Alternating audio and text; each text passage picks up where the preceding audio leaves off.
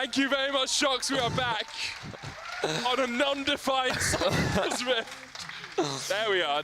Okay, let's put on our serious faces here, guys. It's game 4. Splyce are 1 game away from facing Fnatic in round 2 of the first ever LEC playoffs. SK have drafted a relatively early game comp. Splyce have drafted more scaling. Come on, Alex. Let's see if they can do it for you. This is the early game that matters. Let's talk about, we kind of broke down a lot of the matchups before we had the extended pause. Is there any way you guys would want to look first? Any way you'd want to discuss first? Well, no, wait a level 1 flash. Oh, he has no flash. With the taunt, he's got no flash. And Splyce come out on top early on. So I'd like to talk about Kobbe getting first blood on Vayne when SK need to snowball bot lane to get the win here. Because he gets 400 gold off that. He's going to get a longsword and an extra potion. That should make the 2v2 pretty easy. Definitely evens it out a little bit for them, you know, getting the extra longsword, a bit of extra damage. We have actually seen a very similar level 1 where the Vayne gets a kill in the Fnatic game up against XL in week 8. It was a bit more of an invade at that time, but having a Braum at level 1 just makes it so much easier for you to get kills. Concussive blows is so easy to stack, and although Crownshot and Dreams will be able to pull the wave here and get the wave pushing in their favor, you still think Kobbe and Norskeren are ahead. So let's have a look at this level 1 and see exactly what Splyce decided to do. So the first thing you'll notice is that the bot lane has decided to group up with the team, and they're going to start moving through. They're going to come in from behind Werlyb, and they're going to sneak into this burst. So he has no visibility, right? So as we roll the replay, what you'll notice is that Werlyb has no information right now that this is happening, right? And remember that at level 1, he has no flash. So if we zoom in a little bit closer, you'll see how Vizicsacsi went over the wall with the taunt, and Werlyb has no idea that he is behind him. And with the duo at the bot lane, remember Werlyb, no flash, no way to get out of this situation. They're expecting Werlyb to be here, and then they come in for the collapse, and they end up locking him down. So really good stuff from the Splyce at level 1, and they set up for a very quick kill to start the game off very well. Yeah, and we've seen them do this already, right? In game 2, I believe it was when they used the Recon to hop over the wall. They scouted out SK so well in these early levels. They see 2 games of Werlyb going to that same position. Now he's on the Hecarim without a flash and set up for a very well thought through first blood. You can see how hard a lane it could be for Splyce though in this bottom side. Flash in already by Selfmade, also Humanoid cleanse flashes away.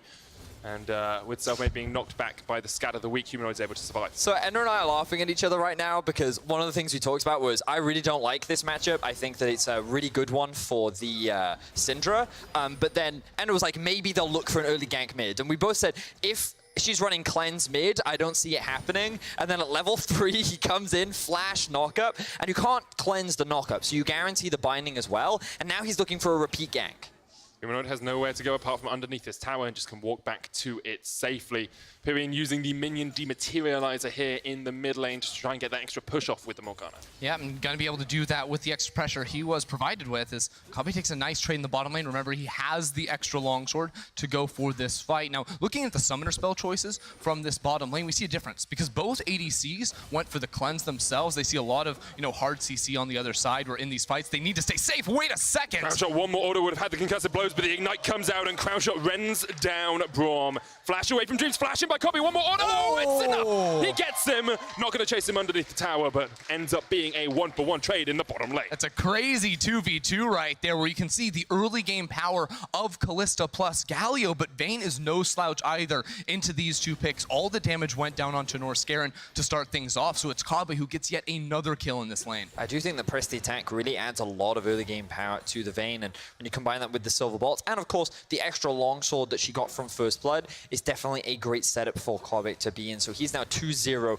on this Vayne very early on, and remember that for SK, their whole game plan and win condition was snowball through bot, rely on this early game Kalista to get ahead, and this is not the situation you want to find yourself in. No, it's not. And while Kobbe did get 2 kills in this lane, I think SK do have some hope, and that is because there's basically no summoners left. It's just the cleanse for Kobbe that he still has. So we see Selfmade now level 4 pathing towards this bottom side of the map. Feels like they would love to look and punish, but it's Xerxe who spots him out. They know the Krugs are there, they've spotted him out as you say, so Selfmade will just do his Krugs instead. Still the push advantage down towards Kobbe and Norskeren for the moment in that bottom lane. Across the rest of the map, you can see Chachi actually having a bit of a CS lead towards the top side. He's backed away, he's got himself Ninja Tabis in the matchup against the Hecarim. Mid lane pretty even. But bot lane is definitely the place to be at the moment if you are a fan of action. So once again, the Morgana is going for the Glacial Augment. I don't have time to talk about it as, oh yeah, he's going to get spotted out on a ward, so he's likely not going to be able to do much with this. But the Glacial Augment in the Morgana mid lane, we already saw this in Game 1. If you've only just joined us, this Morgana is very much about utility, primed to provide support for the rest of the team. And typically in this matchup, the reason why she struggles is because, ooh, we don't have time again because more fighting. No. Just keep talking to yeah, okay, that's fine. I'll keep talking. But basically, the reason why this is typically a bad matchup is because on the Morgana, you want to put early points in your W, and the range isn't especially long. So you actually have to walk up to the caster creeps in order to threaten the enemy caster creeps to clear them out. And at that range, Syndra can just sit near the melee creeps and just harass you back and basically make your life difficult. But because she has no summoner spells, she's forced to play defensively, which means that Morgana can always just walk up to the lane and has priority. So the early gank from Selfmade was so important, and it has made this matchup so much easier for Pirean to play. Yeah, and while mid lane definitely got the help from Selfmade, bottom lane, not the same story because it's Xerxe been constantly pathing around there and providing vision, even though there hasn't been a gank. You just saw Crownshot was forced to reset, to miss a minion wave. They lost a plate down in that bottom lane, and the Ocean Drake went over towards Splyce as well. So I think that Xerxe getting a little bit of the upper hand in this early game by playing around his very strong Vayne at the moment. It's definitely working out for Splyce. They have about an 800 gold lead, 7 minutes into the game. And Chachi actually having a pretty easy performance in the top lane on the Shen as well. 15, 16 CS up. Obviously has a lot of experience on the Shen pick itself. Yeah, and you expect to see the Shen win the early laning phase. We're going to have to hold that thought because there's going to have to flash over this wall. And Werlyb, that's not even Selfmade going for the red buff invade. Usually it's those two. That's crazy.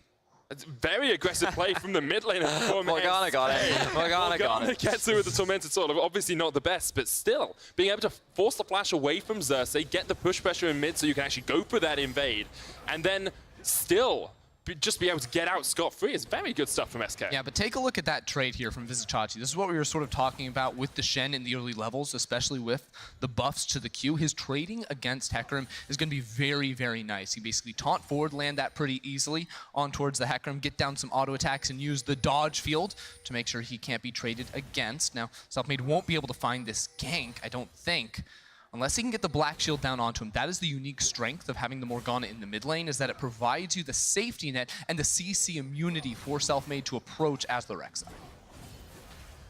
A little bit of an item disparity in the bottom lane as we saw Kobbe go back, get the Xerxe Greaves and a Vampiric Scepter. Selfmade looking for the flash on Burrow here onto Humanoid, who flashes away, but Pirean with the binding won't quite connect. Humanoid still had the cleanse if that binding had hit him. And across the board, like a little bit of a back and forth, a little bit of a to and fro between these two teams early on. The taunt's going to land here, but the concussive blows comes out as well. Justice Punch knocked into Norskeren, who puts up the shield, but there's a lot of Ren stacks coming in. The fake call comes out. Crownshot knocked away with the condemn. And the Splyce bot lane continue to try and trade onto SK. Of course, they have the Ocean Dragon picked up, so they can take these trades and then use the sustain from that Drake. Yeah, the trading definitely going in the favor here of Vayne. You see the strength of the Vayne in towards the Galio, where you can knock him away or dodge away from the initial engage, and Norskeren positioning as well in front of the dash of Dream, so he couldn't use that to escape after good trade. Now both junglers will be headed towards the bottom side of the map. They're going for the dive. Norskeren there with the Glacial Fissure. Catch out Dreams. Kobbe's gone very deep. Selfmade there. Lots of damage coming out. There's a Hero's Entrance as well as Selfmade pops. The Void Seeker gets one. Unstoppable Onslaught comes out from Werlyb. They jump onto Xerxe as well, and that's a second. 2 kills across to SK as they counter the dive. The tower dive was just way too greedy here from Splyce. They knew they had the lead on towards Vayne, but we heard Duke talk about it before the match. They didn't need to win bot lane. They just needed to survive it because that's SK's win condition. And now all of a sudden, 3 quick and easy kills puts them in a much better spot. So keep your eyes on Kobbe in this situation. It's the fact that he flashes onto the backline to try and secure that kill that actually puts him in the dangerous situation. Remember, he's a lot of the damage, but it means that Selfmade and Werlyb can just dive on top of him. And now all of the tools have been used So the moment that Werlyb arrives in the fight, it's literally just a matter of cleanup because there's nothing stopping him from just running over the rest of Splyce. Xerxe was still only level 5 in that fight as well to Selfmade's level 7, so didn't have the Cataclysm, didn't have that extra damage. And SK, after a little bit of a weak start, have actually come out swinging here and equalized that gold differential. Now notice SK's decision-making on top of the map, because after getting the win down bot lane, you might think, wait, we want the 2v2, but no. Because Shen used his Stand United to get into the fight, they're going topside to avoid the TP mismatch where they wouldn't be able to play around their bottom lane. It also gives them the added benefit of there being a Rift Herald up here, whereas no Drake will spawn for the next minute. So overall, it's a very solid map movement here from SK. I very much concur, Ender. And I think that now SK are looking to try and push that as much as they can. They're going to use the Herald immediately towards the top side. And also keep your eyes on the mid lane. You'll notice that because all of the members of SK have actually gone up towards the top side of the map, Pirean is immediately forced to play very defensively with Jarvan hanging around that mid tier 1, and the risk of a potential dive means that SK have just basically thrown everything towards the top lane to try and secure the first tower of the game. They just about get it. Kobbe was actually hitting minions for a little while there. Maybe would have been able to get the tower if he had decided just to focus it down. But still, goal pretty much even between these two teams just as we come past the 11-minute mark with Infernal Dragon up in 20 seconds or so. It seems like that's the position on the map that Splyce are going to play towards.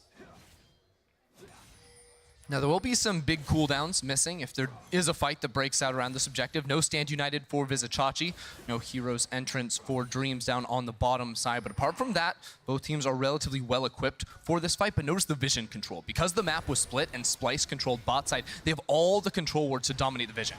Humanoid caught out, decided not to use the cleanse, taunted, straight away uses the cleanse, but the Soul Shackle's going to come down as well. He pops the Unleashed Power onto Pirean, Dreams gets the kill, down towards the bottom side, the Void Rush comes out from Selfmade, double knock up though, and Kobbe can open up with this Vayne. They're going to catch out Dreams, who goes golden. Crownshot caught in the Cataclysm, running away.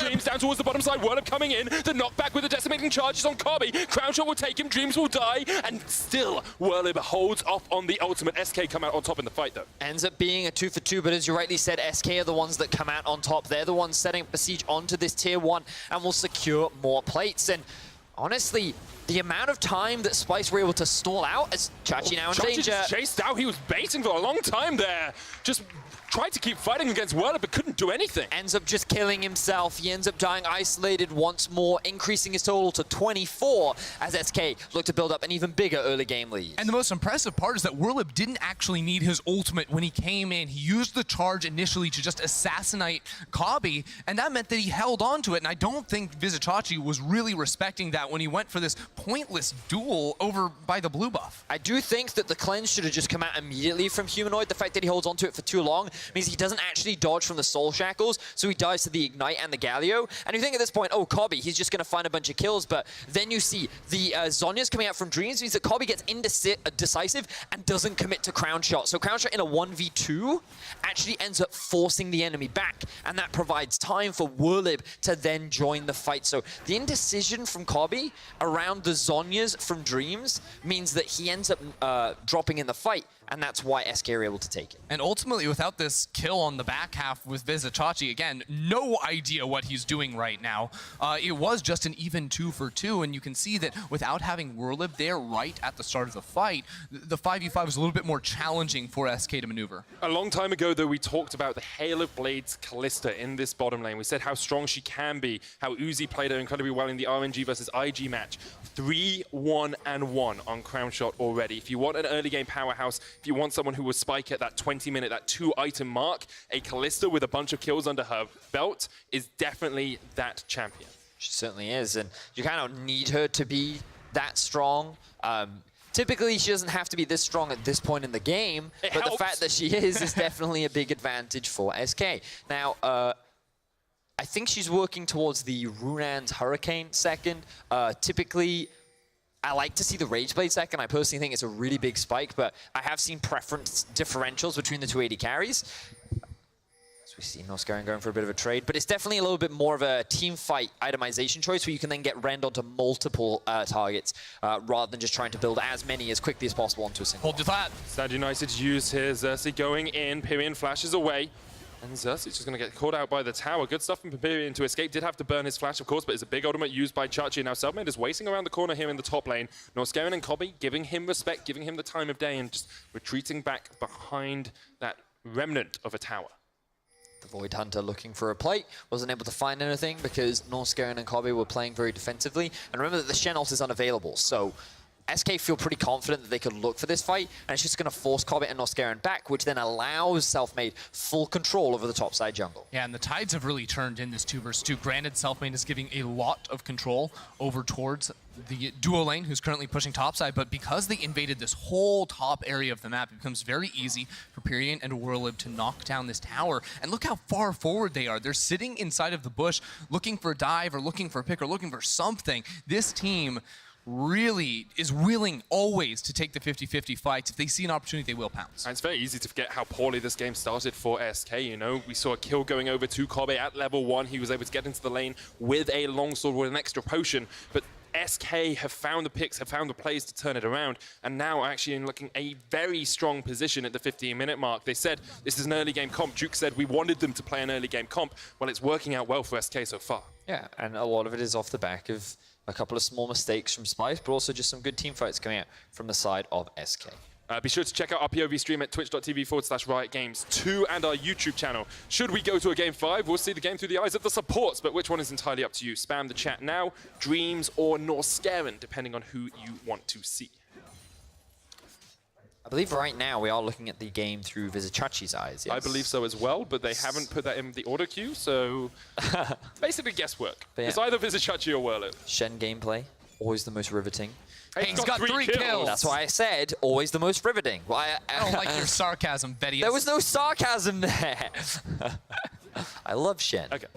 I'm gonna ask a pretty direct question here, guys, and I pre-warned you about that. I am a really good player. Oh, Norskeren's actually fighting in the bottom lane. Crownshot uses the hero's entrance. Norskeren forced back, Selfmade gets behind them. Kobbe having to jump away with the final hour. Dreams tries to get underneath the tower but can't land the taunt. Xerxe here in time. Werlyb diving under the tower as well. Forced back. Pirean was coming in from the side and Splyce should just give up the pressure on this tower. They can't fight against all 5 members of SK. SK had the players down here, the numbers advantage, and they will get the tower, but I actually think it's a big mistake from Selfmade at the start. He saw blood in the water on Kobbe, and he got both summoners off of that champion, but had he just focused Norskeren right off the bat, it could have been an easy kill here for SK. Can't blame him for trying to target out Kobbe. He's played Vayne 5 times in his career, has never lost on it, hasn't died on the champion this split at all in the 2 games he's played it. Yes, now he has. He hadn't before today died on a Vayne at all this split. Splyce definitely on the back foot as SK continue to advance. 2k up. Next Dragon is a mountain for them if they want it. That will be spawning in about 8 seconds time. Ooh, good binding, landing onto Xerxe. As SK playing this early game extremely well. They've been able to secure... Ooh, they didn't quite get the bot tower, but all of the outer towers are down. But already 18 minutes in, it feels like SK have full control over the map. And I always get so impressed with what Selfmade is able to do on this Rek'Sai. It feels like that his presence in counter-ganking towards the bot side of the map, the fact that he was able to alleviate a lot of the pressure from Pirean in the mid lane, and overall his impact in this game has been a large part as to why SK have been able to have such a strong start. And he's going to continue to be very important to this team as well, and I think we're seeing a little bit of a different style in terms of his build path with the early BF sword. That means he's itemizing in towards a second item, Guardian Angel, and that's something you don't always see on the Rek'Sai. It's usually going to be the Black Cleaver for the armor shred and the extra moon speed CR. All those stats are very good on the champion, but instead he knows that he's actually going to be diving more into these fights. I think that when you have a Hecarim and you see this very strong Vayne on the other side, he wants to look for that ult all the way back into the back line, and the GA will give him more of the tools to do that. Well, continuing to trade here. We'll get the decimating charge back onto Chachi. If he charges when Chachi has that Spirit's Refuge up, has that circle of damage reduction up, it actually doesn't do any damage, counts as an auto attack, so not actually going to be able to do too much. We'll still displace him out of it. And I can come back to my question. So we talked a lot about SK having an early game draft, having power early on and wanting to play through, you know, the first 20, 25 minutes of the game. But where is the break point? Where is the point where Splyce start to take over team fights, where Splyce start to be the team in advantage? Is it 2? Is it 3? Is it 4 items? I would be looking more towards 3 items here for the side of Splyce. I didn't get 2 items. They can contest very well, but it's not very clear-cut to me at that point that they win. Ultimately, what I see as being the biggest problem here for SK is Vizicsacsi and Xerxe just stacking armor on these 2 tank champions, because Morgana in the mid lane is not going to provide you a whole lot of damage. She's mainly there to set up, you know, the CC denial on your AD carry, look for some pick potential, have the CC in the fights, and SK do not have that much in the ways of damage other than the physical. I think that's a really good point, Ender. And as we can see, a lot of AD is being built on the side of SK. But I love the fact that they're just not slowing down. And something that Splyce has often been praised for is their ability to kind of stall games out and just buy time to the point at which they can team fight. But SK have just been unrelenting in their pressure. They've been grouping up, they've been setting up good vision, and I've been impressed with how they're now working on this final tier 2 at only 20 minutes into the game. It takes a lot of confidence to play with this level of bravado and aggression. I mean, for the same amount that we praised Splyce in Game 3 for their strong early game into mid-game performance, SK are proving they can do exactly the same thing. Assuming they can take down this mid lane tower, assuming they can, you know, get an Infernal, get a Baron next, then they should be looking at closing this game out in the next 5 to 10 minutes. Yeah. That is if they can, and that's always the challenging thing, right? Trying to siege against the Syndra is always very scary because of her ability to get that stun and potentially start a fight. But I do agree with Ender. I think what we're kind of waiting for is these big armor items to start coming through from the side of Splyce, and then they'll feel a lot more confident forcing these fights. But also now that the Rage Blade is finished on Kobbe, I think that's a pretty big deal. I'm just really scared of this Rek'Sai right now. Level 11, 2 points in the ultimate. If you try to force a fight right now, I just think there's too much damage on SK's side, and I don't think Kobbe would be able to survive it all. Yeah, I think Werlyb also finishing off the Trinity Force as well is going to be a very big spike for him, because one of the biggest strengths, I think, of having the Hecarim in your team is not only does he, you know, duel very strongly against a lot of the tanks in the top lane like the Shen later on in the game, but also his ultimate, because he has such long range on it and can't be interrupted during that cast, can actually just fly towards your backline. He can dive over your frontliners. You can just ignore those tanks and really have a high impact by diving in there and causing a lot of frustrations for someone like the Vayne. I see Splyce being able just to stall out the game just a little bit at the moment, as SK maybe will look for something like the Baron. Of course, with the Kalista, you can take it so quickly. You have that rend that you can build up. Was nerfed a couple of patches ago, but still very powerful tool in terms of taking down those big monsters and objectives. And it feels like SK can't quite get that vision line as deep as they want it to pressure for this mid lane tower completely. Yeah, I think what SK are just going to be doing is waiting for this Infernal Drake, play a little bit slower for the next few minutes, because around 25 minutes, they actually have a really good ability to force around the Baron. They have the Mountain Drake. If they can get another Infernal, it'll be great. They also might just fight. Yeah, Norskeren forced to flash away there. The Scatter Weak did come out from Humanoid, but because of the binding connecting, Norskeren had to be in a bit of a tricky situation. Twin Shadows comes out here, and maybe that's all SK need. A little bit of a pick, a little bit of chip damage on the Splyce players, and they can go for this tower. Don't have to take it all down at once. You can just chip away piece by piece and suffocate Splyce out of this game. I was actually a big fan of how Pirean used the Fog of War to just land that Q. Like, Humanoid walked up, he again didn't cleanse, and it forced his support to use Flash. And I think he needs to be a little bit more free with how he uses that cleanse, because right now he's put himself in two situations that ended in disaster for the side of Splyce. And it could have been much worse if it weren't for the use of Flash from Norskeren. So Humanoid needs to be a little bit more careful, show a little bit more respect to the playmaking power of this SK and pick potential. Well, just coming over the 23-minute mark, 7 kills to 5 in favor of SK. They have a 3,000 gold lead, double Infernal now alongside the Mountain, and they continue just to chip away at this mid lane tower. It's down to about a quarter HP. SK not going to force it. Okay, I just gotta... It's an Infinity Edge on Rek'Sai. Yeah, I was wondering what... Wait, he actually went Infinity Edge? You know what? Go hard or go home, right? You are in series-defining game for your team. You are the player that has been looked at as the best rookie, one of the best junglers in the league. And you are trolling right now if you're building an Infinity Edge on Rek'Sai. That's not your job. You have, like, I guess he's worried because, oh, we have Morgana, not enough damage dealers. Guess I have to be the carry now? Like... So I'm struggling, to be honest. And If you know, it works, it's genius. I've had my fair share of justify crit anything. Rek'Sai and solo queue, but when you're 1-1-1 at 24 minutes, I'm not sure I agree. It's also such an expensive item that you're really investing a lot into it. Okay. Now he's going for a ruby crystal, so he's not even going hard. Okay. So I understand it's not a normal build path, guys. Sure. What Sure. does it give him? Damage. Critical strike. So that's all he's doing. He's trying to assassinate one player on the back line. He's trying to 1D Kobbe. You could do that without an Trying to infinity headshot edge. Kobbe every time. Yeah, so there's ultimately the difficulty is that if you just get instantly blown up, you're in trouble. And Rek'Sai does so much damage just with, you know, items that can give him HP that Rek'Sai should be fine. Now, one of the strengths of Rek'Sai is she actually has some of the highest AD ratios in the game. You're going to get a lot of value. Jarvan with the taunt onto Crownshot, but he cleanses and flashes away. Backline jumped on here by Xerxe, but already forced out. Great taunt by Dreams. Teleport coming in. There's the Glacial Fissure. Werlyb knocked back. He uses the Onslaught of Shadows defensively, but here's the hero's entrance. Fate's call comes out. Selfmade on the flank. Has the Infinity Edge. Remember, he could crit someone. Kobbe. He's doing it! Infinity Edge does all the work. Kobbe Ult him. almost dies. Ult him, you there coward. we go. He void rushes in, but the Stand United is too much. And Kobbe gets the kill. He didn't land a single crit there. His E did a lot of damage. RNG, that's not his fault. His E did a lot of damage, admittedly, but You can't predict RNG, Vedius. This build sucks. this build really sucks. Okay. All right, so, thank you. So, not a crit, not a crit, not a crit. Lots of damage. And if he'd ulted immediately, he might have actually gotten the kill. But then, the Stand Oh, United. Norskeren gets called out. Okay. so now they're going Baron. Wait, they're doing Baron while Selfmade is dead. What is They're just this baiting out the game? team. What is Okay. Let's bring it back just to a little bit more serious here, guys.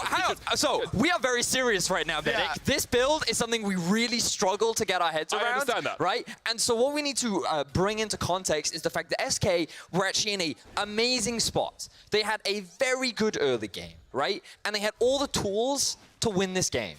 And now they run the risk because their jungler has decided to... Now, I'm not going to say that's going to lose them the game, No. right? Because It is a risk they didn't need to take. it is a risk that they ultimately didn't need to take, and it is baffling. And also, Duskblade's just better, right? So. Anyway, rather than delve into that conversation, the bigger thing is that Kobbe now just picked up another kill. He's now sitting at 3 items, and SK are just kind of struggling to now break that tier 2 line. So now they're kind of posturing around the Baron and threatening this. And you already talked about how the Kalista can be very threatening. You're now looking for this pick if you're SK as you kind of dance around the Baron buff. And Werlyb is here in this middle lane. I don't think SK are going to pull the trigger on the Baron too quickly. They've been a little tentative around it thus far, but there is another Infernal Drake coming up in a minute, and they still have complete control over this middle lane with some deep control wards inside this eastern quadrant of the jungle on Splyce's side. However, it was 7 minutes ago that Vedius said they've done such a good job breaking down all these towers. They've done such a good job. They already left only tier 2s here, and still Splyce's 2 remaining tier 2s stand. They have stalled out this game. They have built up some of these items on their AD carry, on their mid laner. They have a very tanky Shen with the Warmogs, with the Sunfire Cape, and you wonder whether SK kind of missed their window in the early game to really accelerate this. I don't think so. I don't think that they've suddenly, like, the game is over for them. They're still 2,500, 3,000 gold ahead. They have a Hecarim who's going to be stronger in the side lane now against the Shen. They have full vision control around, like, the river forward, and they're the ones still dictating the pace. It's just, the longer the game goes, arguably the harder it is, because you run the risk of getting into another one of these team fight situations where you just kind of look at this comp from... Well, actually, I think both sides actually have pretty solid team fight, but ultimately, okay, they started the Baron. This is risky, super, super, super risky, but look where Selfmade is. He's nowhere near. Selfmade down towards that Infernal. There's Chachi with the Stand United. Just gonna back off. Just push mid, take Infernal. It's actually free. As a note, I have been informed by production that Selfmade 2 days ago tweeted, Infinity Edge is the only viable second item on Rek'Sai. But he didn't build it in the earlier game. Just saying, that's what he tweeted out. Now, mid lane tower goes down. Good call on that ender. SK can now pull down towards this Infernal Dragon. It would be their 3rd of the game. 24% bonus AD and AP. And yet we're in a position now where Splyce do not want to give them the chance. I think Splyce are comfortable looking for a team fight. They have Kobbe where they want them. SK won it too, though. Both of these teams, remember game 1 and game 2, how intense the team fights were, how they turned games around on a dime. Well, we're about to get another one of those. Selfmade on the Infernal Dragon here. Crownshot there as well. Splyce may be looking for the fight because they've split up SK. Werlyb has the flank. There's the Infernal. That's all the buffs going over to SK straight away. Xerxe has a few spears in his back. Werlyb caught out with the scatter of the week. Crownshot's in the pit. Werlyb has the possibility of an onslaught of shadows here, but SK just want to disengage. Crownshot can jump across the wall, remember, with the pierce if he needs to. Actually, Pirean's going to jump in. The base call comes out. SK want the fight. Splyce, the front line is Xerxe. Humanoid in from the side. There's the Glacial Prism. Xerxe caught out by Werlyb. It's all on Kobbe. Watch the AD carries here. Kobbe steps forward into the hero's entrance, knocked up, and look at the damage coming out from SK. That rune ants from Crownshot's doing absolute work. Xerxe takes one. We have a bit of a stutter game. As Kobbe's still on the front line, he gets one. Can Kobbe do it? He's still alive. He gets Selfmade. He gets Pirean. Somehow Kobbe managed to survive and takes down two, and Pirean and Werlyb have to run for the wind. SK get the dragon, but they lose the fight. It is Kobbe who stays alive, and now it's Xerxe hunting down the horse. The taunt doesn't quite connect, but look at the healing coming out onto Xerxe with that Warmogs. Kobbe stayed around, condemns Werlyb back, and pins him in his place. Splyce win the fight. So, that was pretty crazy. Let's have a look at how this started. SK could have gotten out, but instead they wanted the fight. They then decide to commit onto Xerxe. And at this point you think, okay, not the best start, but then Splyce all funnel into this choke point. At this point you think it's over. Hecarim ultimate into Dreams ultimate, but the Blast Cone actually separates the whole fight, which gives the freedom for Kobbe to then turn it around. And it was actually a huge scatter of the week from Humanoid that interrupted the damage coming through from Crownshot. Crownshot had the AoE damage coming in from the Runon's Hurricane, and he wasn't able to apply it onto the three members that got CC'd in the corridor. That was the moment that shifted the entire team fight and allowed Kobbe to pop off so hard. Felt like it was SK's fight, but now there's only 1,000 gold between these two teams. SK did get the Infernal, remember, so they are in an okay position in terms of dragons. If you are watching us from North America, the LCS Spring Playoffs is starting soon with FlyQuest versus Golden Guardians. You can watch the countdown now over at twitch.tv/LCS. When we close out Splyce versus SK, the LCS is switching to twitch.tv/Riot Games, and the post-game lobby will move to twitch.tv/LEC. So if you want to stay tuned for that, go to twitch.tv/LEC. And I believe Golden Guardians and FlyQuest will be playing later on this evening. That's what I said. Yes, sorry, my apologies, but the point Vedius. is, it's supposed to be an exciting series just like this one is, as SK are still in a great position to bring us to a Game 5.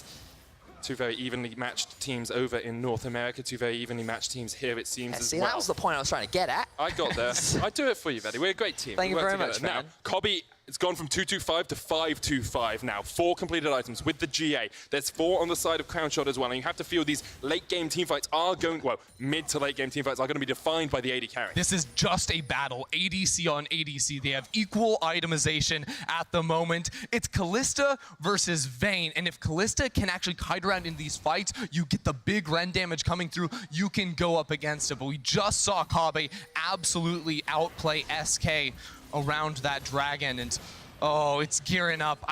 We're going late with this one, and we're going big. So, we talked earlier about armor. Ooh, we might not have time. Look at Werlyb, he dead. Werlyb, Hero's entrance comes out. He not dead yet. Vedius Dreams comes in, has the taunt as well, catches Xerxe, catches another. Selfmade looking for that flank position, could get onto Humanoid. Norskeren takes a little bit of chip. Xerxe there with the Cataclysm as well, but he's just going to run his way out with the EQ combo. And Werlyb definitely not dead yet, as he has escaped down towards the bottom side of the fight. Kobbe Next, Kobbe just going in onto Selfmade here, jumping forward with the flash. Selfmade gets away. Norskeren with the Glacial Fissure though catches out one. Xerxe there. Xerxe joining the fight as well as Kobbe continues to tumble forward, continues to try and condemn SK to defeat, but can't quite land those final shots. Kobbe saw the Infinity Edge Rex. Xerxe's gonna catch Selfmade. Oh, he's not tanky enough. He goes golden, but all he's doing is stopping his death. Splyce get one. Crownshot knocked in, uses the cleanse, jumps forward. It's the AD carries going in. Humanoid. He's somehow he survives, and now Crownshot has to dance backwards. Use that martial cadence. Come back away from the fight. SK have Werlyb. No onslaught of shadows yet, but Pirean has the slows. There's the binding onto Norskeren. Crownshot there. Xerxe can't quite land the stun, but puts down the Spirit's Refuge. He's going to be alive for the moment as he gets back away from the fight with Gargoyle Stoneplay. SK looking for the resets here. They've caught out one. Selfmade stood down for 20 seconds, but the Baron could be in their sights. Ends up being a 1-for-1 in the end. Norskeren traded for Selfmade. The fact that the jungler's not there doesn't actually bother SK as they start this one off. Remember, they have the Rend on Crownshot, but it will be in vision. So SK gonna back away from that one. Both teams really need to reset. You can see Xerxe will have the opportunity to go back to base. and we return to a neutral state. Yeah, SK have other ideas. First, they want to pick themselves up their second mountain of the game. You get that with a Kalista on your team. They need to play around Baron Nashor coming up next. That is going to be where they draw the line and try to burst that thing down, because now you look at it and there's so many summoner spells. The flash is missing on Crownshot, but not just him. Kobbe and Humanoid also are going to be quite vulnerable. So this is where the fight kicked off towards where the dragon was. Werlyb forced to use his ultimate to get out of the pit, and then it just kind of devolves into chaos where kind of both teams are stuck in this choke point. Kobbe can't really approach the fight, Crownshot can't really approach the fight, so they can't really convert it into much. But then Kobbe notices that Selfmade is in the mid lane trying to get priority, so he just hard commits onto him, thinks he can find that kill, but if that tunnel wasn't there, it would have resulted in something. But then the taunt as well come from Vizicsacsi actually into the spell shield, means they can't get a kill onto Dreams either, but they do at least get the flash out from him, and then of course Vizicsacsi.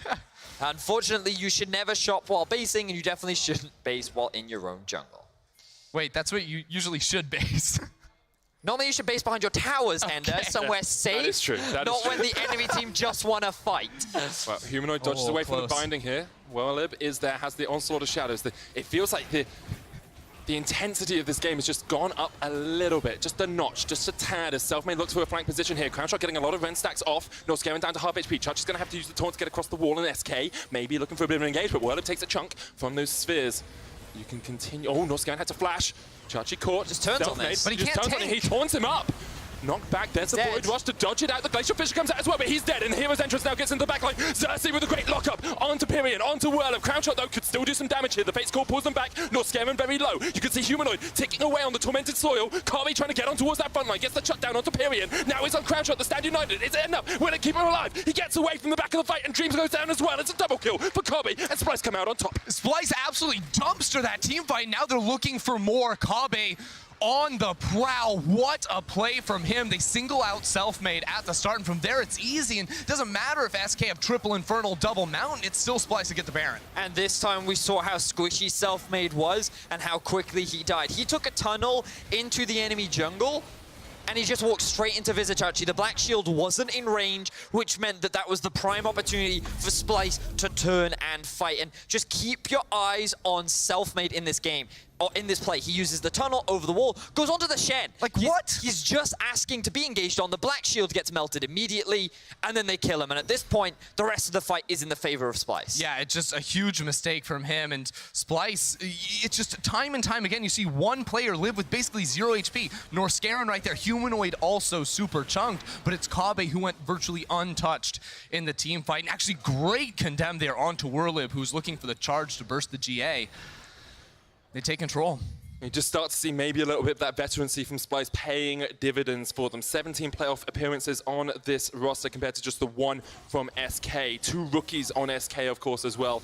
Do want to give a little bit of credit to Humanoid, who's played a few of these last team fights really well on the Syndra after having a pretty weak early game in this matchup. And Splyce now, it feels like it's one fight away from victory, one fight away from a matchup against Fnatic in round 2 of playoffs. Yeah, just one team fight with this Baron buff on the side of SK, and you're gonna walk away with the victory. I have to point out Humanoid CS at the moment as well. He's up about 130 over Pirean, so he is pumping out the damage in these engagements. A 2,000 goal lead for him, just built up basically off of solo laning advantages, and it's a big reason why Splyce now find themselves with the gold lead.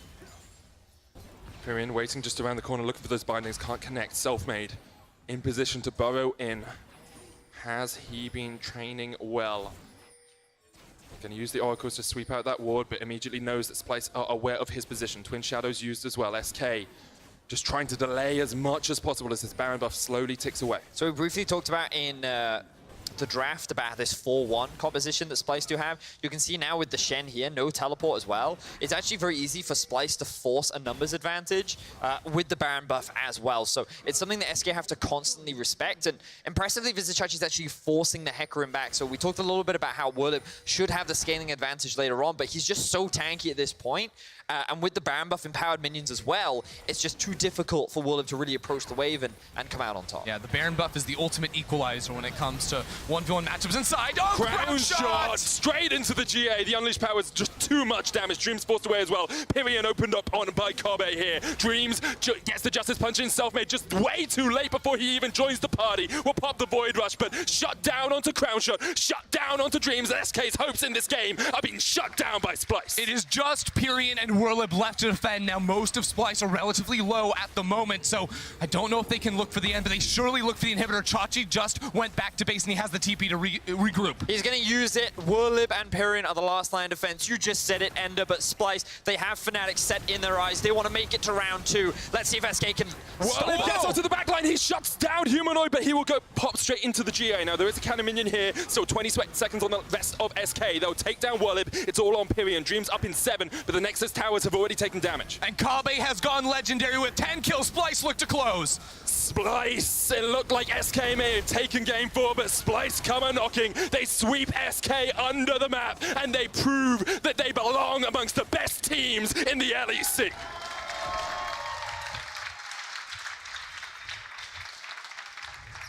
After a good regular season, Splyce come into playoffs as heavy favorites, and while game 1 definitely showcased some mistakes, they cleaned things up. And they were able to get some very impressive in the late game, in the final game that mattered the most. Yeah, the team fights early on in the series were impressive to watch from them. Game 3, they showed a completely different style. Yes. It was impressive from them. The 1-3-1 comp, they showed that it's not just the one-dimensional play style, that they have other tricks up their sleeve, and now going into round 2, after 3-1 victory, are looking pretty solid. And it was something that you mentioned as well in the game, and the armor items really did come into fruition later on to the game. Having that front line for Kobbe to play around just kind of unleashed the beast.